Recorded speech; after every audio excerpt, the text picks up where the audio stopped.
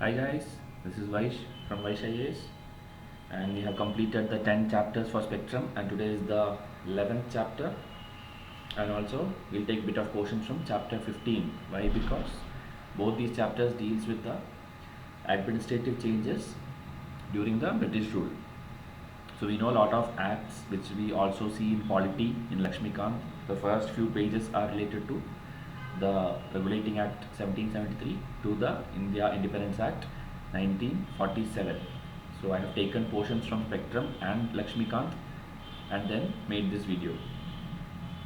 And chapter 15's part 2 we'll do it separately. It will have some of the information about the changes in civil services, police, judiciary and all those things under British administration.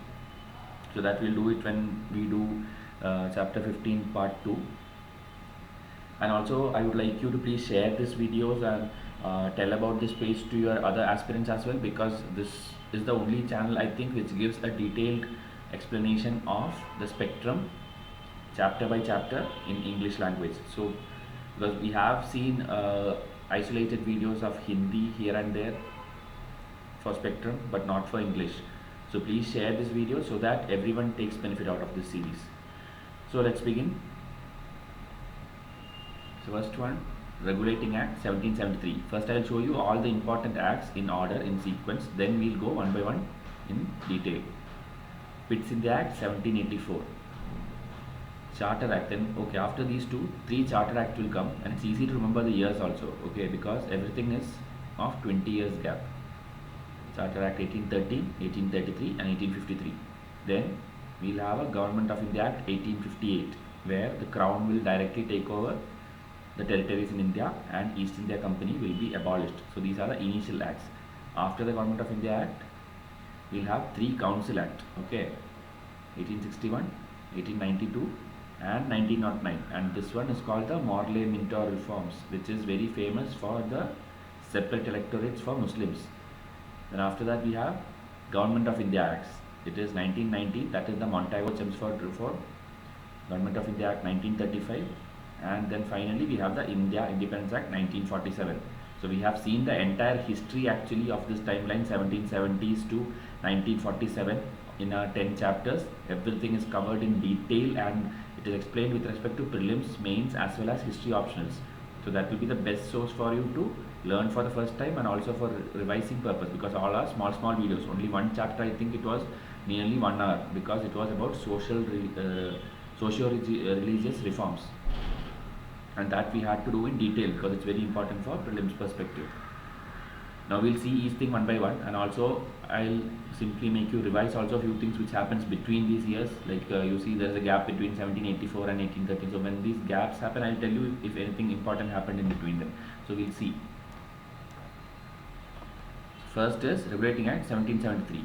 First you need to know why did such acts started coming, because you know East India Company, after the 1764, that is Battle of Buxar, they were like the supreme power in India. All the other European powers were also defeated, and now they got the Diwani rights from Shah Alam II, that is the Mughal ruler. We have done all this, but I am just telling you so that you get a picture clear. Then they started doing a lot of trade because they got the Diwani rights also. They collect revenue, they also engage in private trade, that is the English officers, other than what is going to the company for their personal profit, they used to engage in private trade also. The entire Indian economy started getting crumbled. The East India Company also went into losses, and then they also had to apply a big loan to the British government because they couldn't maintain their forces in India because of their illegal trade and other activities. So finally the British government had to intervene, and then they created this Regulating Act to regulate the East India Company. So the year is 1773, and the picture you see is of Warren Hastings. He was the one who was the governor of Bengal at that time. So the most important thing was he was made, or the position was changed from governor of Bengal to Governor General of Bengal. Okay, because till then it was Bengal, Madras and Bombay being of equal importance and equal provincial status. But after the Battle of Buxar and getting almost lot of rights near the Bengal, Bihar, Odisha region, Governor of Bengal became Governor General of Bengal, and they were considered a little bit higher status than Bombay and Madras. So this was the first act for controlling or monitoring the affairs of East India Company by British government. Governor of Bengal was made the Governor General of Bengal, and the first is Warren Hastings. Madras and Bombay Presidency now became subordinate to Bengal. The members of the company cannot engage in any private trade any longer. An executive council with 4 members was formed for assisting the Governor General. So this is the first time an executive council will be formed under the Governor General, that is under Warren Hastings. So 4 people are there in the executive council. A Supreme Court was established in 1774 with 1 Chief Justice and 3 judges. So it was the first time like Supreme Court was established. But later this significance of this body reduces, and later we will see in the 1935 Act a proper federal court will be established. So we will see that Court of Directors was required to report to the government on civil, military, revenue affairs. So till now East India Company was not at all regulated. So now what happened is a Governor General with an executive council and a Court of Directors. Court of Directors will be responsible for reporting each and everything, whether it be civil, military or revenue affairs, back to the British government. So that is all about regulating act, and even this one had certain defects. So to check that, an act called Settlement Act 1781 was there. You don't have to see any other detail, just remember like Regulating Act was not successful and Settlement Act 1781 had to be introduced. Then comes the Pitt's India Act 1784. Another important thing you need to remember is during both these acts or all 3 acts, the Governor General was Warren Hastings only. He had a very long term. Okay, if you see 1773 until 1784, he is the same person who was the Governor General of Bengal. So you should remember this if it is asked in prelims.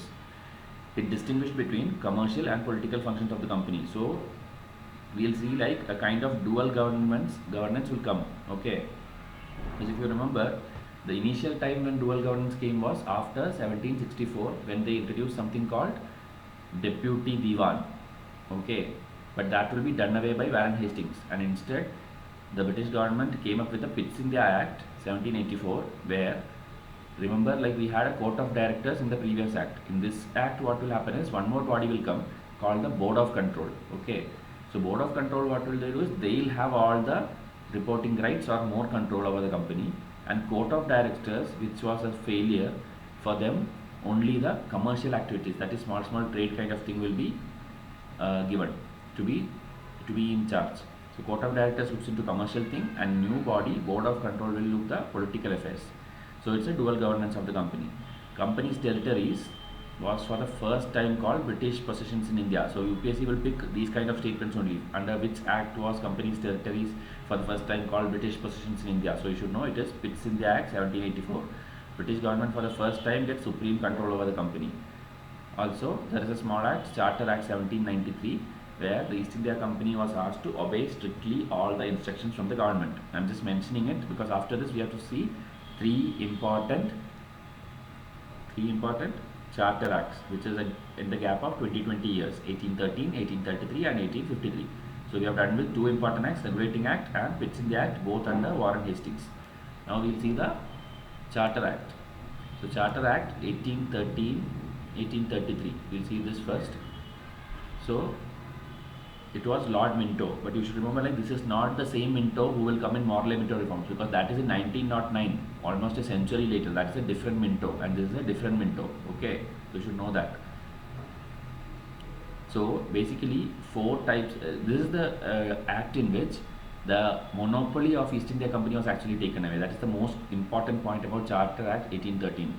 If you remember, East India Company in 1600 got the rights to trade at all regions to the east. Okay, in the eastern side. But what happened in the late 18th century is that industrial revolution began in England. So obviously lot of new traders and the artisans, everyone will rise up. So they'll ask like, why only a particular company is given rights? We also want to go and trade over there. So break that monopoly. Okay, so that is when they were given the rights, and the monopoly over only tea and China trade was left. That means only the East India Company can trade over tea plantations and the trade happening with China. Rest all the trade, whether it be cotton or indigo or whatever is happening, Rest all can be done equally by East India Company as well as the rising industrialist in the England, back in England. Okay, so that is called the coming of free traders. This was decided in Charter Act 1813. Then we have different classes of people because now British has strong hold in Indian territories. So these are a few categories of people: utilitarian, liberals, and evangelist. I remember by the first letters of all this: FULE, free traders, utilitarian, liberals, evangelists. FULE. Okay. So utilitarian is India should be ruled so that people are happy, and these are actually the people, the civilians of British side who comes to India and comes to settle in India. So they wanted a peaceful environment. That is the utilitarian. So this also migration happened after this act. Liberals are the people who told we should raise the standard of Indians because they considered Indians as barbaric, not civilized. Okay, if you remember, there were buildings outside which boards were kept like Indians and dogs are not allowed to enter. That much they humiliated Indians. So liberals wanted to raise the standard. So 1 lakh rupees, which was a huge amount at that time, was allocated for education. Then we have evangelists. Evangelists, Christian missionaries. They were allowed to come to India and spread Christianity because they considered Christianity to be the best religion for the world. They did not like Islam also, and they did not like the Hindu rituals and blind faith. So evangelist. So this is what is basically you need to know about Charter Act 1813. It is not mentioned in spectrum. We have taken additional information. Charter Act 1833. So here the Governor General of Bengal will become Governor General of India.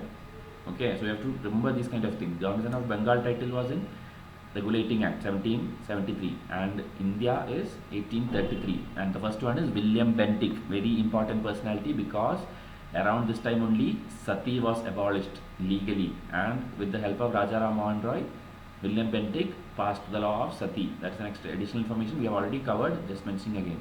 Madras and Bombay lost legislative powers. So now the law making powers was taken away. Madras and Bombay getting more and more weaker.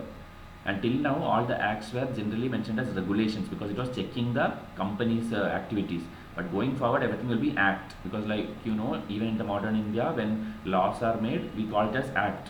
We learn a lot of act, right? So acts are going to come in the coming years. EIC became only an administrative body and not commercial. So trade, everything is ended. No more trade for East India Company. Just administer the few possessions. That too in the name of the Majesty, the Queen or the Crown. And this is the act where open competition for selection of civil servants was first time attempted. Okay, we are preparing for civil services. We should know the history of civil services. So it was only attempted. It was not successful because it was opposed by the Court of Directors. Court of Directors, you should remember, the body which was controlling the East India Company or reporting about the East India Company in the 1773 Act. Okay, we will do about civil services for sure in the part 2 of chapter 15 later, but you should know this it was attempted in this particular act. Now 1853, see the timeline, it is Dalhousie. If you remember, this is the time when doctrine of lapse and all the important activities in India happened, like the development process like railways, telegraph, the stamps or letters, all these things happened during this time. So you should know 1853 time it was Dalhousie, and this is the time actually when civil services will be happening for the first time. We'll see details. Apart from Executive Council, a new Legislative Council was formed. Okay, we remember Executive Council was formed for the first time in 1773 under Warren Hastings. Now a new Legislative Council is formed. Okay, like the present day Indian Legislative Council it was called, and the members will be 6 members in Legislative Council, 4 appointed by provincial government. Okay, so 6 will be there and 4 will be appointed by provincial government. That is the 3 presidencies and Andhra, Madras, Bombay, Bengal and Agra. Open competition for civil services. Indians also too can participate, and a committee was formed at that time, Macaulay Committee, formed in 1854. You have to remember these committees also because in 2017 prelims they asked Butler Committee was for what reason, was formed for what reason. The answer was center-state relations. We had covered it in our Facebook page. Those who had seen it would have done it in the 2017 prelims. Also we will have upload the table one more time. We have made a table actually with all the important committees during the British time. So Macaulay Committee is for civil services at that time. Territories in India extended under company rule but deadline not fixed, so can terminate. So 1853, if you see in the last act 1833, all trading rights were gone and East India Company were only an administrative body, but at least they were administrating certain territories for a certain time. Now in 1853 they told like there is no deadline. What does it mean? It means like It can end at any time. They can terminate the East India Company altogether. So that was about all the three Charter Act. Why I am teaching you like this is because you will see comparison, how it progressed. Okay, that is what the Britishers did. Always when they saw some problems within India, they will put small reforms just to appease the Indians. That we'll see later when even the Indian National Congress is formed in 1885. Okay. The next most important fact, which is the turning point, is the Government of India Act 1858. This is a poster of a movie, The Viceroy's House, which is there in Hindi language also. This movie shows the entire life or entire timeline when Mountbatten comes into India and the Viceroy's house, the way they administered Indian territories. It is called the Act for the Good Government of India. You should know this also. After the revolt of 1857, we have done 1857 revolt in a separate chapter in detail. Please go through that and then watch this video. So now crown rule came into existence. If you remember, first time the crown thing was coming for the first time in Pitt's in the Act. Tried to connect backwards also, okay. And now the Governor General of India will be called Viceroy, and the first Viceroy will be Lord Canning. So you should know this. The first Governor General of Bengal was Warren Hastings. The first Governor General of India was William Bentinck. The first Viceroy was Lord Canning. East India Company is abolished. Board of Control and Court of Directors abolished. So two things which were the prime bodies are all abolished. Now we will see what is newly introduced. A new office called Secretary of State for India with complete authority over Indian administration, and it will have a council also with 15 members, Council of India, to assist him. Okay, so the model of administration has changed, and all these bodies were actually in London, not in India. From London they will operate. Secretary of State for India with a 15-member council. So what happened is, in England the setup changed, but in India it was again same way. The Viceroy, the Executive Council with four or five members. It will get increased after each thing. You don't have to remember the numbers exactly, but an Executive Council. And we saw in the last Act 1853 also a Legislative Council also came. Okay, Indian Legislative Council. So this is how up to 1858 the administrative setup proceeded. Now we'll see what happens after this. Indian Council Acts 1861 and 1892 we'll do together. So you know the timeline. Lord Canning, Indians to be part of administration, because after 1858 they decided to give good governance. So they thought like Indians should come in, and the Viceroy can nominate 3 Indians to the Legislative Council. The Executive Council still had only Britishers, but in Indian Legislative Council 3 Indians, but that too only to the princely class or the rich class. The Raja of Banaras, Maharaja of Patiala and Sir Dinkar Rao. These 3 got nominated into the Legislative Council. Bombay and Madras gets back its legislative powers. Now Bombay and Madras is also allowed to make laws. It was taken away, if you remember. Previous act it was taken away, but now it is coming back. And they have internal autonomy, so they can make rules within their province. Obviously Bengal or the Viceroy can make veto over it, but they got back their legislative powers. And again new legislative councils was formed for Bengal, NWFP and Punjab. Okay, not only Bengal, Bombay, Madras, but other places like NWFP and Punjab. Viceroy empowered more, because now he can issue ordinances. The concept of ordinances started in 1861. You should remember, under Canning, during the emergency. Okay, during emergency they can issue ordinances. Now we have the ordinance system. President can pass an ordinance. So that is the same thing which started under Viceroy in 1861 Council Act. They gave recognition to the portfolio system. The member in charge of department can give final orders. Now also we have different ministries, right? We have for finance, home affairs, external affairs, and they will be in charge of their department. So that portfolio system started in 1861. So you should remember 1861 for 2-3 important things. One is Indians' entry into Legislative Council. Then Bombay and Madras gets back its powers. Then ordinance, and then portfolio system. So you should connect, because prelims can pick up these kind of statements. Now Indian Council Act 1892, and Lord Lansdowne, he is the one who is the Viceroy at that time. More nominations to Legislative Council. So this happens now, going forward every act it will happen. They'll keep on increasing the numbers. And a form of indirect election was the first time introduced, but the election word was not used. Okay. Legislative Council could discuss budget but not vote. Legislative Council could ask questions but not supplementary questions. So see, they are giving small rights, because Indians are there now in the Legislative Council. They are telling you can discuss budget but you cannot vote on the budget. So just part in discussion, and they can ask question, but no counter questions or supplementary questions. So this came in 1892. Now we'll see the next important one, 1909, Morley Minto. We have seen it already when we done the timeline 1909, I think in chapter 8 or 9. And Morley Minto, Morley will be the Secretary of State and Minto will be the Viceroy. And this Minto is different from the Minto who was there in 1813 Act. Okay. More members to Legislative Council, the same thing, and more empowered.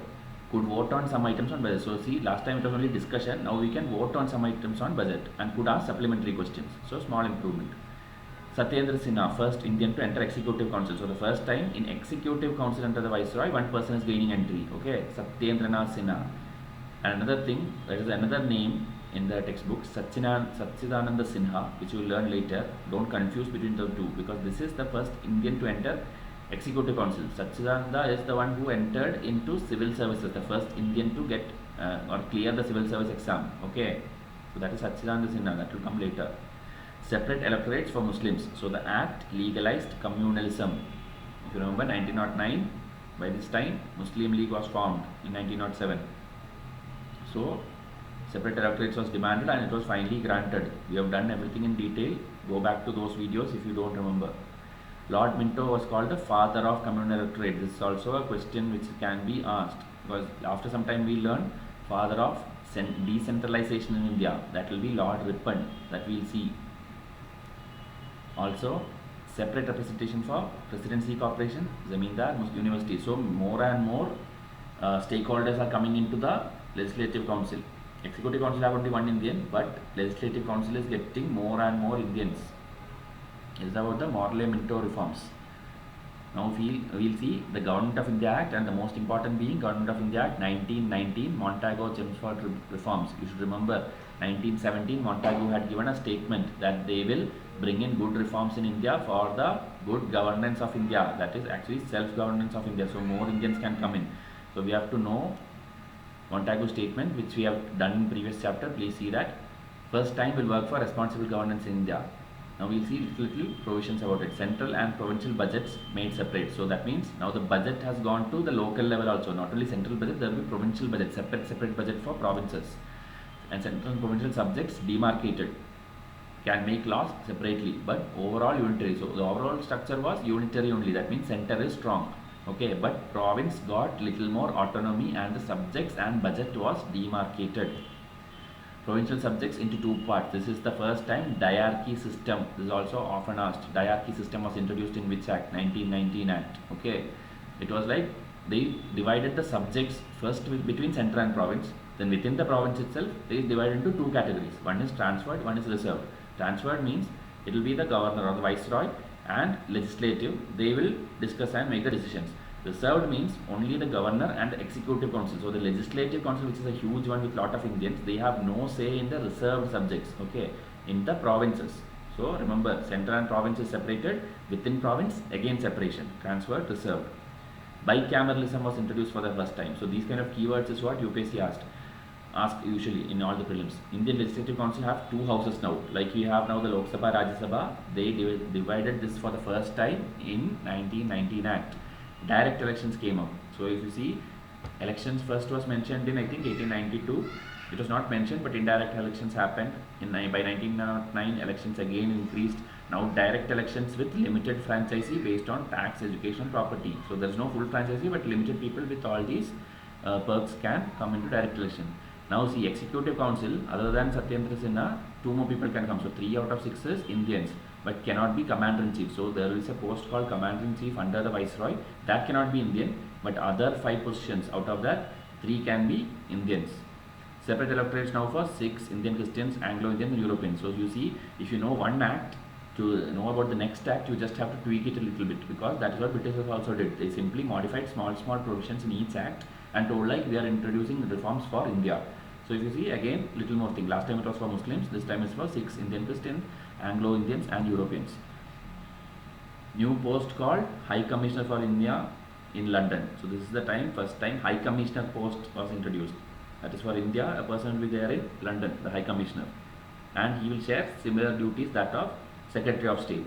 Okay, so this Secretary of State was introduced in 1858 Act, and this is 1919 Act. And Central Public Service Commission, the first body for recruiting civil servants. Okay, we'll see again all these things when we do civil servants in the later chapter, but this act you should know, 1919 Act. It provided for setting up of statutory committee after 10 years, which we have already seen in the last chapter, that is the Simon Commission. Indian Statutory Commission was popularly called the Simon Commission, and if you see the time, 1919 they told after 10 years this committee will come to review this reform. So ideally in 1929 this body should come, but seeing lot of problems in India, if you remember 1927-28 and all, the time when Nehru report came, Jawaharlal Nehru, Subhash Chandra Bose and all the youth leaders were rising, all this was happening, and Montagu-Chelmsford reforms had to be reviewed 2 years prior, so it was preponed to 1927, and that is when Simon Commission comes. We have done in detail. You can watch chapter 9 in Spectrum series on our channel. But I'll see, we'll tell few important things to connect, to kind of maintain the continuity of this particular slide. We'll see few important recommendations of Simon's Commission. They told continue the separate electorates. They told abolish the diarchy, which we saw, the transferred and reserved, and form a federal government. Have roundtable conferences to discuss on the recommendations. Then white paper on constitutional reforms after RTC. So this RTCs and all we have done in very much detail in the chapter 9 and chapter 10. And after the, so you should know the roundtable conference was for to discuss the Simon Commission. Simon Commission was for to review the 1919 Act. And then the end result was a white paper on constitutional reforms, that is the output of RTC, which will have all the final recommendations. These are all covered. Now we'll see the most important one, Government of India Act 1935. And this Viceroy, most people will get confused, it will be Lord Willingdon, because at this time we did not learn the Viceroys in order. So you should know as per Act, so that you can connect it later for any historical event. So Government of India Act 1935, the Viceroy was Lord Willingdon. Now this is the time when Federation came up for the first time, that is federal setup, you know, right, the center state kind of thing, that is federal setup came for the first time with provinces and princely states under the center. Now everything is becoming more and more formal. Okay, but problem is few of the things, if you see 2-3 points which you are going to see as first 3 points, these things were actually only in paper, it did not happen in real. So if you see federation with provinces and princely state under the center, but never came into being, it did not happen. Okay, what they wanted was, they wanted to divide the subjects, federal, provincial and concurrent list of subjects with residue powers with the Viceroy. If you see in present India government, how is it? It is a union list, state list and concurrent list. This is the same thing, federal, provincial, concurrent. And residue powers today it's with the center, same way that time it was with the Viceroy, so that is still retained. Now provinces to have full autonomy, governed by governor and ministers responsible to provinces.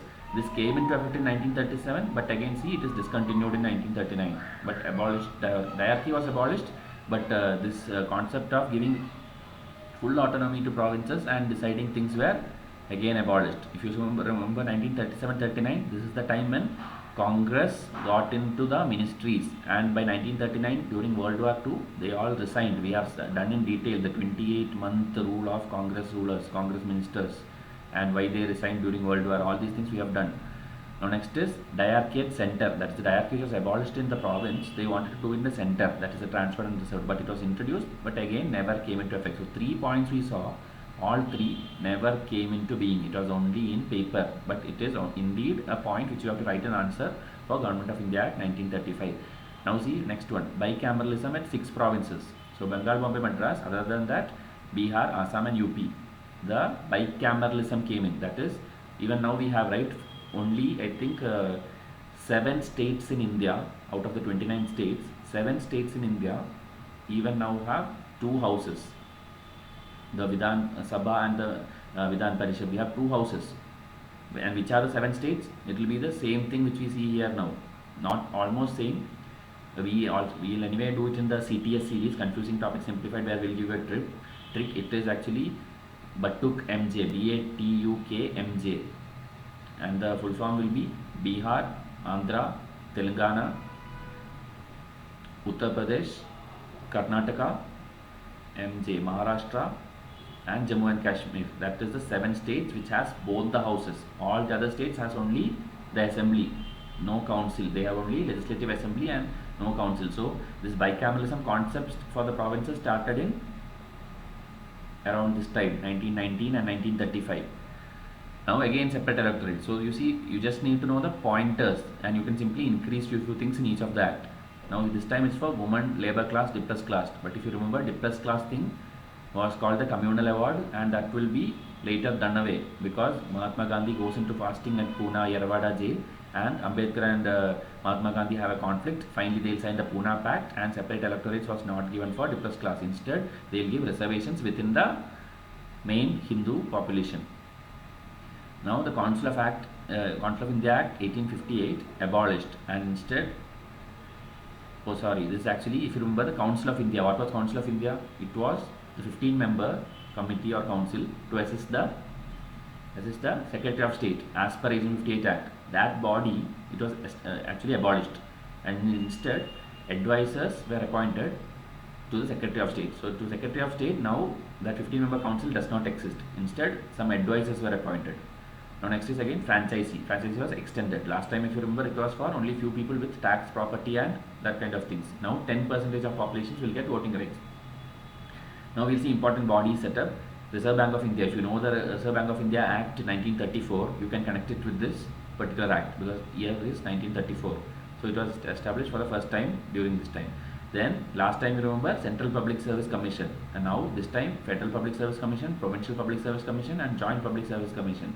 These are all set up, and the Federal Court, which I told, if you remember, 1774 Supreme Court was set up, but later it loses its relevance, and now Federal Court is set up in 1937. This is the Government of India Act 1935, which is often asked even in mains as a separate question. So you should know all these provisions in detail. Now the last important act, that is India Independence Act 1947. This is a book related to the partition of India where Mountbatten comes in. So I've told you even the viceroy names of every act. Okay, you should remember it if a match the following question comes. So why was this act implemented? To implement the Mountbatten plan immediately. If you remember, June 3, they came up with the Mountbatten plan, that is 1947, and within the next 43 days India got independence. So to make it act fast only, this Independence Act was established. So it was telling like end the British rule and declare India as a sovereign nation. India partitioned into 2 dominions. It's all pointers which you will know, so I will read it quickly. Can secede from Commonwealth of Nations. So India and Pakistan Dominion are part of Commonwealth, but they can later secede. The dominions can frame constitution and repeal all British laws, including this act. So they can repeal all the other act, including this act, but they are not going to anyway repeal this act because this act is the one which gives them independence. New laws can be made by constituent assemblies till the constitution was adopted. So if you remember, 1947 we got independent, but only 1949 November 26th our constitution will be ready. So till then new laws can be made, small laws for working of the Indian government for 2 years. Abolished Secretary of State, gave in charge to Secretary of State for Commonwealth. So see, all the old bodies are going away. All supremacy and treaties with princely states and tribals ended. So all the treaties ended with whichever Britishers have signed in India. Everything is over. Indian princely state could join any dominion. Okay, this is actually, we'll see when we see Sardar Vallabhbhai Patel uniting the Indian states, because Hyderabad wanted to go to Pakistan, not India. Not because the people wanted, but certain elite Muslim leaders wanted. So that is a separate thing, we'll see. Government of India 1935 could be used in original or modified form, and India has done exactly that. We will learn later when we do polity that the Indian constitution has borrowed a lot of things from a lot of countries, and also the majority of the things are taken from the Government of India Act 1935. If you remember last slide, we saw even the 7th schedule, that is union list, state list, concurrent list concept was taken from Government of India Act 1935. No veto power to British monarch, but the Governor General had this power. So if you know, Mountbatten was the last Governor General or the last Viceroy of India, and after that, immediately after independence, the next one will be C. Rajagopalachari, who will be the first Governor General of Free India. That is also a potential question you should remember. C. Rajagopalachari is very important because we have seen him during the CR formula, we have seen him during the, I think, salt satyagraha in the south, and he was there also, I think, in the formation of Swatantra Party. So there are many things related to C. Rajagopalachari. Governor General made nominal head and work on advice of ministers. So like we have the president now, it is a nominal head, not the executive or real head. title of Emperor of India dropped from the royal title. So England actually had lot of royal titles under their system, but the title of Emperor of India was totally dropped. There will be no Emperor of India. All civil servants appointed before August 15 would continue to get all their benefits. So these are certain names, just for your revision sake I am telling. Mountbatten you should be thorough with. C. Rajagopalachari, Jawaharlal Nehru, Dr. Rajendra Prasad, because he's the Prime Minister President for Independent India, first one.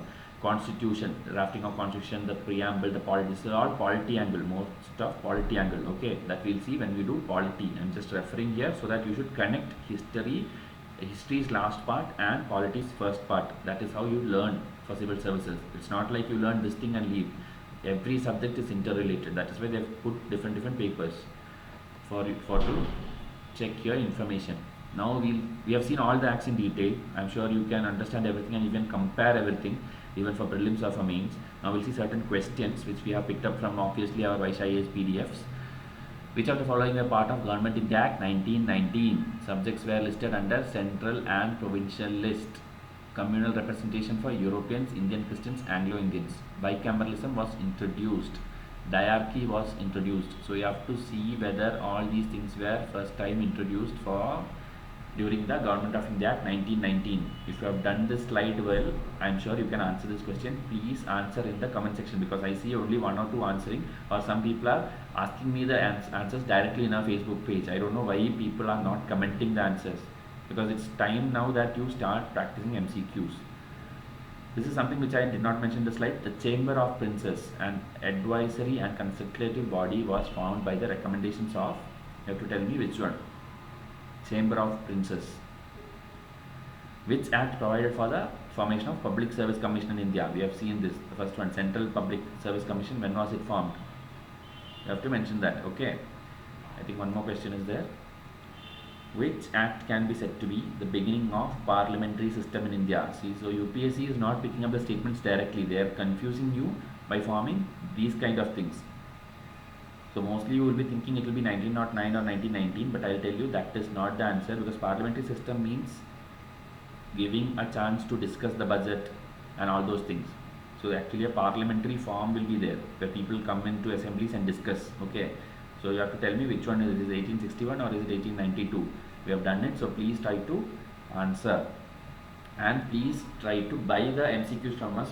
Most of them who have bought it have told excellent reviews, because these are, I'm showing you sample questions every day. In every video we will be giving you 3 or 4 which is picked up from those separate PDFs which we have for separate subjects.